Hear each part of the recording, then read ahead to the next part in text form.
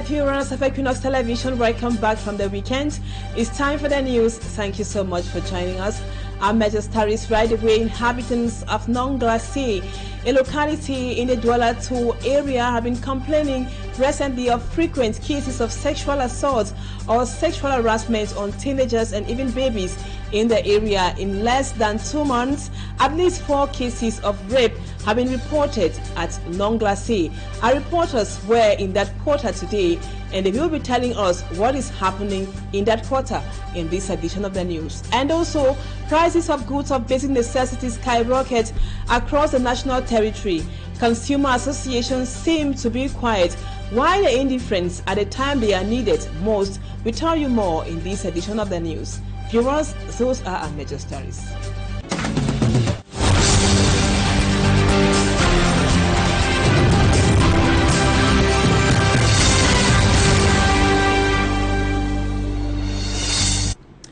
Welcome back, viewers. Thank you so much for the confidence.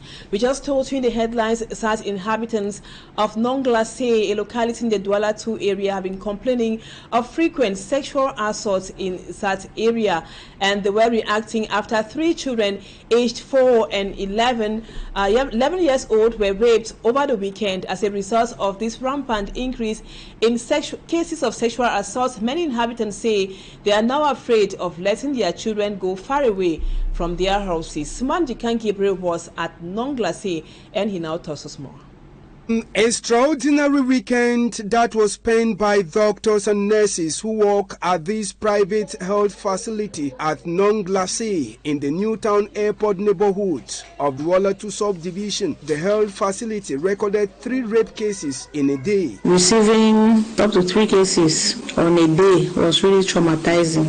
With such number on one day, although it's not a daily issue that we receive such case complaints, it means a lot of work needs to be done in the community. Our mothers need to take care of their female children. The 3 rape cases had ages of 4 and 11 years respectively, but had different test results. The cases that I received this weekend, 1 had bleeding. It shows that it was a recent issue. 2 had no hymen.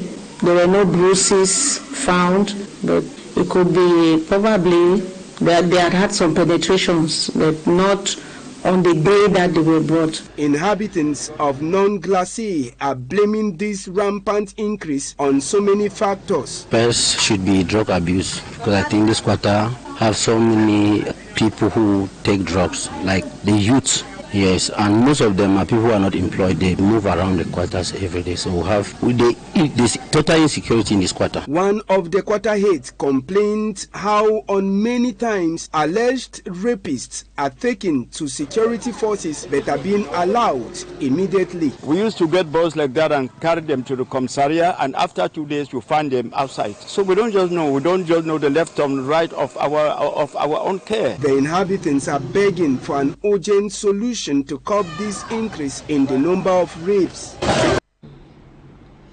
And now on to this other lead story. Prices of goods of basic commodities and even fuel have been skyrocketing across the national territory, but consumer rights associations seem to be quiet.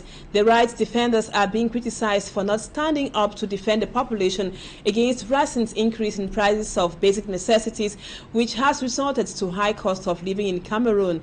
However, a civil society actor, Philip Nanga, blames their silence on the fear of repression by those in power. Immaculate Fogui has the details.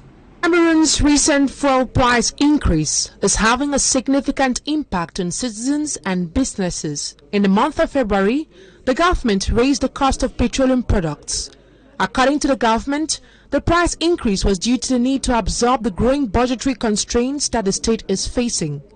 However, the decision has been criticized by many Cameroonians, given that they are now unable to make ends meet as a result of a sharp increase in transportation fare and basic commodities. Faced with this challenge, many Cameroonians are questioning the silence of consumer rights defenders. Some of them want to denounce these acts, but they are scared of being oppressed by those in power. But I think it's their duty to sit up and condemn these actions taken by the government, because it can push the population to the wall. To Philip Nanga, the 5% salary increase of civil servants cannot adequately tackle the plight faced by the population. The future is bleak. The increase in price of petroleum products will affect all sectors. This is just the beginning. Things will even become more expensive in the days ahead. The new finance law has proven that. All efforts to get the reactions of some consumer rights defenders were turned down. As of now, the population have no choice than to navigate the challenging environment with its cascading effects. And now we take you to the northwest region in Bamenda. The city of Bamenda continues to grapple with the devastating effect of the flames which engulfed the heart of the Bamenda main market that was last Thursday. Traders left reading expressing frustrations over the losses and that they incurred. Over the weekend, the national chairman of the Social Democratic Front, Joshua Osi, and other personalities visited the market in Bamenda. Let's now have more with our northwest regional correspondent, Bustela. The city of Bamenda still grapples with devastation as flames engulf the heart of Bamenda's main market. The traders who have been reeling have continued to express frustrations following the losses they have incurred. How can a whole market be like this? There's nothing like fire extinguisher. No fire extinguisher. I don't know how to express it. Look at the damage. The entire damage. There's no movement. Even if you have an emergency to run out of this market, you cannot run out of the market. The national chairman of the Social Democratic Front Party visited the affected traders over the weekend, bringing them words of comfort. The chairman also noted with dismay the haphazard manner in which stores have been added in the market, noting it was a major hindrance to the firefighting efforts. The SDF also announced plans to press for considerate compensations.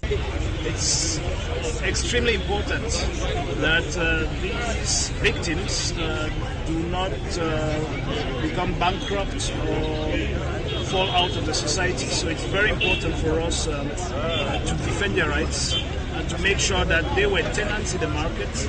That market caught fire. It is not of their fault, and that what they had in their sheds should be reinstated. The SDF team also made a stop over at the Bamenda Regional Hospital, where critical cases of the incumbent February 11 explosion are said to be responding to treatment. It's something that is simply unbearable and it's not called for. So I think it's also, I would like to use this opportunity to call again, I will do that 10 times a day if it takes it, for us to stop with this violence, especially when it's geared to innocent victims. So far, investigations into the cause of the fire are ongoing, while a commission has been created to evaluate the extent of the damage. From Bamenda, we take you to the West region, precisely in Bafang, where Ewodo Julie Alert has been installed as a new and first female divisional officer for Banka in the Banka subdivision in the West region. She was called upon to maintain security and fight the issue of land disputes during the installation ceremony, as reported by our reporter Malaglory. Banka subdivision in the Upper Camp Division, West region is faced with a host of developmental and social challenges. Top among these is insecurity, consumption of hard drugs and land dispute. These problems were outlined by the senior divisional officer of the Open Camp Division, DM Jam Lawrence, while in Banka to install the new divisional officer. The administrative unit welcomes Ewodo Julie Alert as the first female divisional officer since its creation in April 2007. The Banka subdivision is a very sensitive subdivision in the Open Camp Division. We have prescribed a roadmap to the incoming divisional officer, which is very dense.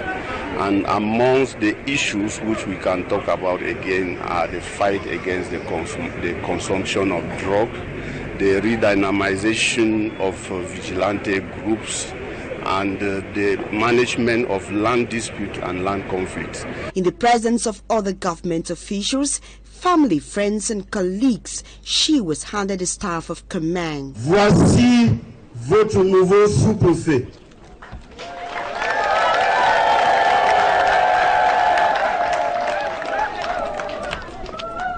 Madame Eudo Julie Arlette, prenez le commandement.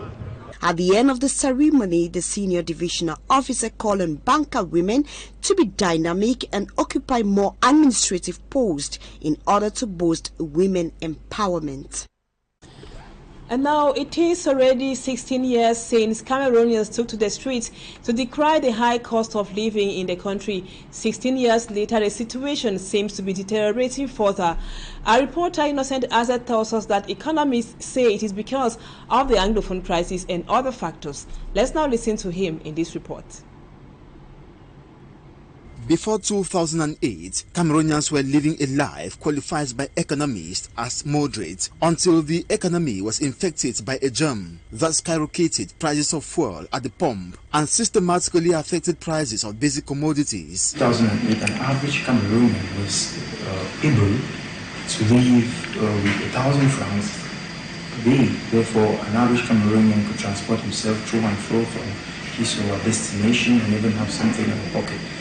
The situation has been deteriorating from that time till now. Cameroonians are witnessing high increase in fuel prices and even deteriorating standards of living. Confirming today's situation, Polycarp Chenui projects insecurity posed by the over 7-year-old Anglophone crisis as a contributing factor. With the presence of the Anglophone crisis, farmers are unable to move their products from the rural areas or from the farm to the market centers. So there's a lot of insecurity in the region, and this is going a long way to dampen the standard of living of Cameroonians in the country.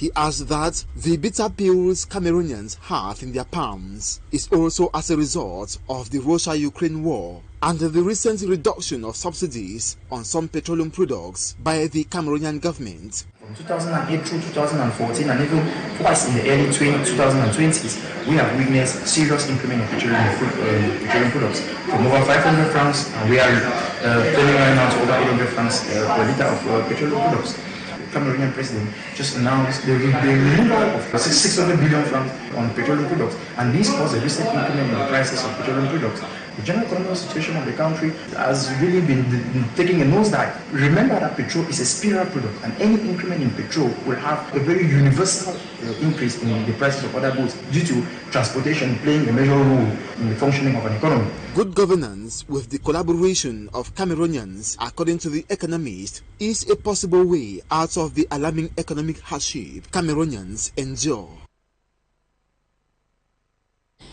And now we talk something else. A political science lecturer at the University of Betoua, Michel Oyane, has been summoned by the rector of the higher institution over a test question on whether President Paul Biya's victory was due to fraud during the 2018 presidential elections or the strength of the ruling CPDM party or electoral fraud. Speaking to Equinoxe TV shortly after, the lecturer says he is not bothered for his career, but rather concerned by the reaction of university authorities. Let's now have more with Babila Jonathan. Political science lecturer at the University of Betoua comes under pressure from authorities of the higher institution of learning over an examination question on the 2018 presidential election in Cameroon. The lecturer of political sociology, Dr. Oyene Michel, asked the students to analyze President Paul Biya's victory, whether it was the result of the strength of the ruling Cameroon People's Democratic Movement (CPDM) political party or electoral fraud. The question triggered a meeting bringing together the rector, 8 other officials of the university, and Dr. Oyene Michel Monday. Je suis quand même embêté de savoir que Dr. Oyene Michel is worried and disappointed with the reaction of the university authorities. Je suis un peu déçu de cet état de choses. Le syndicat ne peut qu'en être surpris. Professor Wogan Janet of the Douala branch of the Higher Education Teachers Trade Union, SINES, says the association is astonished by the reactions attracted by the examination question because the university is the right place for contradictory debates. C'est le débat, on va dire, qui devrait même être encouragé. She adds that such debates should be encouraged because elsewhere they constitute the bedrock of positive transformation of the society. C'est ce que on aurait dû faire, utiliser les résultats des débats. Professor Wugen highlights the point that the ideas and opinions expressed by the students ought to be used to examine the country's electoral process, to establish the credibility of the result and be able to know if those declared winners are actually those who were voted. To her, it was a good debate topic. Now we take you out of our national frontiers. First in Senegal, where 16 of the 19 presidential candidates refused the dialogue proposed by the head of state, Macky Sall, and in a separate press release, the citizen collective Nous election denounces an attempt at diversion through the invitation to inappropriate dialogue. And in Burkina Faso, at least 15 people died and 2 others were injured following an attack on a Catholic church. Let's now have details of those elements with Cedric Chakutu. In Senegal, 16 of the 19 candidates eligible for the presidential race rejected earlier on February 23, 2024, the national dialogue proposed by Macky Sall a day after an interview in which the head of state did not set a new date for the elections initially scheduled for February 25, 2024. One of these 16 candidates, Boubacar Kamara, says, "We oppose any dialogue on this issue. We demand a presidential election before April 2nd, date of the end of the outgoing president's mandate." In a separate press release, the civil society collective Nous election denounces an attempt of diversion through the invitation to an inappropriate dialogue, which is unacceptable. Early on Sunday, Senegalese presidential candidates cast their ballots in a symbolic vote organized by a civil society organization to denounce the postponement of the presidential elections. The presidential candidates who took part splitted their ballot papers into a box bearing the words "RIP 25th of February. We cannot accept with the stroke of a pen being deprived of what is essential to us. That is to say, our freedom and democracy, and above all, our ability to elect our leaders.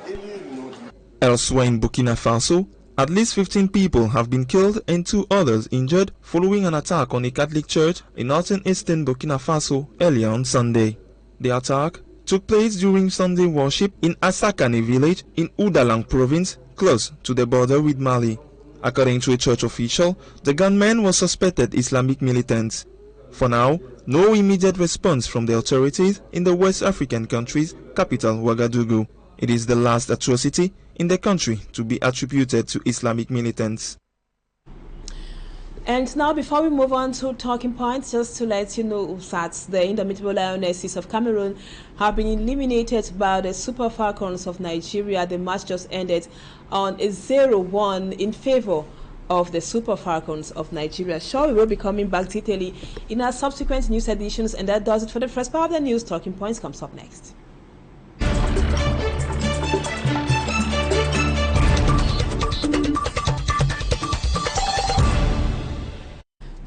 Viewers, and now on Talking Point tonight, we are talking health, we are talking cancer, because in the month of February we have observed the World Cancer Day and also the International Day for the Fight Against Cancer on Children. And our guest tonight is Professor Walid Murad. He is an Egyptian oncologist based in the US of A. Professor, thank you so much for accepting to be our guest on Talking Point tonight. Now you are in Cameroon, Prof. We want to know what brought you to come volunteer with cancer patients in Cameroon. Thank you very much. I'm very happy to be here. Thank you for having me. The most important part here is to help people to get the best cancer treatment while maintaining their excellent quality of life and the function of their body. So I decided to help Professor Mobet in his mission to help the Cameroonian to get the best standard of care that we offer our patients in the United States back home where he was born and raised. And he, as a very good and old friend, that our friendship lasted for more than 16 years, when he reached out to me about building this dream, I said, let's do it. And with all my heart, I support this mission, and I volunteer with time and expertise, despite the time difference, for the last 6-7 years to build this great oncology center in Douala, Cameroon. Okay, Prof, like I said earlier, you're a radiation oncologist. Can you tell us the types of cancers you're specialized in treating? I specialize in treating head and neck malignancies and skin cancer.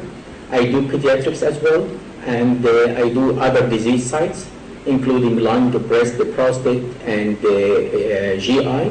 But my main focus always has been the head and neck malignancy and skin cancer. Any cancer patient starts always with something abnormal happening in his body. Something is growing, or a skin lesion, or something, a lump is happening in his head and neck part, or bleeding. So first, we need to evaluate what is going on. We do a very thorough examination. We send the patient to take a biopsy from this lesion to make sure that we are dealing with cancer or any other reason. Once we establish a cancer diagnosis, we discuss the case with our colleagues, the surgeons and the medical oncologists and the other radiologists, team members, to see what would be the best treatment strategy. Usually, the patient goes to surgery first to do a good biopsy, and if the patient is disease has to be managed by surgery as a first modality, patient goes to surgery. Let's say we are dealing with lip cancer or oral tongue cancer, patient goes to surgery. After the surgery is completed, we look at the pathology together and see if we can help to complete the success of the treatment by adding radiation therapy plus or minus chemotherapy depending on the clinical indications. In other disease sites, like for breast cancer, for example, it's always a surgery. So we take the cancer or the lump out and evaluate the lymph nodes in the axilla. Then afterwards, we evaluate how much radiation patient needs, or chemotherapy or hormonal therapy. Of course, we do a couple of imaging first, like a CT, chest, abdomen, and pelvis, to make sure that we don't have any metastases in the body, because this will change the treatment paradigm from a curative intent to a less, I would say, optimistic one. We're going to go for maybe a palliative care. So according to the CT images and the whole picture of the tumor burden the patient has, we construct a very personalized plan that fits only this patient based on her age, anatomy, and her current stage of cancer. And now, Professor Walid, you have been working with so many cancer patients at the Cameroon Oncology Center here in Douala. How has been the patient response since with those you've been working with on a daily basis in Douala? We treated more than 1,000 patients since we opened. So far, the patient who came with early disease, we have achieved good local and regional control. I would say the cure rate is very comparable to the numbers that we do in the US. Unfortunately, most of our patients, they come to the Cameroon Cancer Center, they come in a very late stage because lack of the screening tools that we have in the country, and some of the other patients, they come from the 6 neighboring countries here also. So we are dealing with a difficult situation that most of our patients, they come with stage 4 with metastasis, very big lesions. As I showed today in our presentation, that our patient population needs some more aggressive treatment because of the way they present to us. So the cure rate goes down when we see a patient coming with a stage 4. We are able to palliate his symptoms from bleeding or pain or mass or something like that. Even now we talk about some of the causes. Some years back, cancer was a very rare disease, but nowadays cancer is present in children, in teenagers, in adults. What can account for the frequent cases of cancers in the world, Africa in particular? You are an Egyptian. I think it is the awareness of the people. The eyes cannot know. If I don't know French, I can speak French, I cannot read the French. So the more knowledge we have, the more we see the reality. The truth is the cancer incidence has been the same in every country I have practiced. I practiced in many countries. Now I settled in the United States for the last 20 years. However, I started in Egypt. So we used to hear the same thing. What's happening? Cancer is everywhere now. The population increased. With the increase in population, the cancer rate increased. The imaging and the diagnostic tools, the CT and the MRI and the ultrasound is helpful and was a great tool to help us to see big lesion now. In the old days, patients used to die without knowing why they died. Now we take our patient to the hospital. They get checked. However, we have good doctors now. We have more diagnostic tools. So we are able to gather more information why this patient is sick. Now, Prof, what are some of those cancers that can be prevented, and how can they be prevented? Because we hear some cancers like cervical cancer can easily be prevented. Can you tell us how? Cancer that could be prevented is it's a virus-induced malignancy.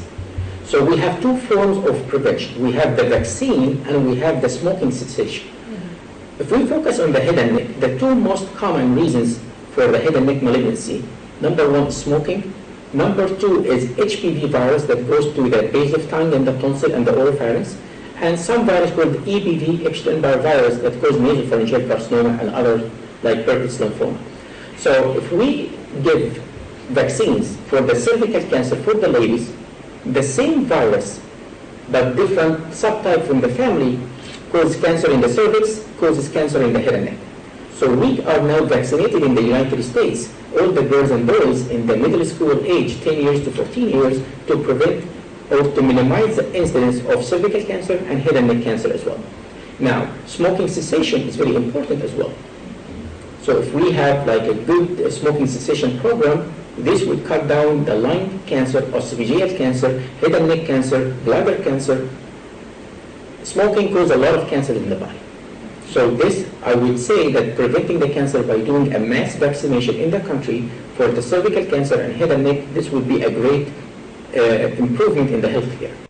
And now with advanced technology, Professor Walid Murad, is cancer still a death sentence, or there are ways to treat some cancers? I think this goes back to the awareness. How do we educate our patient? How we deliver the message in a simple way that any normal human being in the Cameroon country understand it in his own language. I think we can start this at the simple layman language in the radio stations, on the TV, on the news, in the church, on the masjids, on the synagogues, where people feel more trusted and feel more comfortable. Sometimes people, we need to build the trust with them first.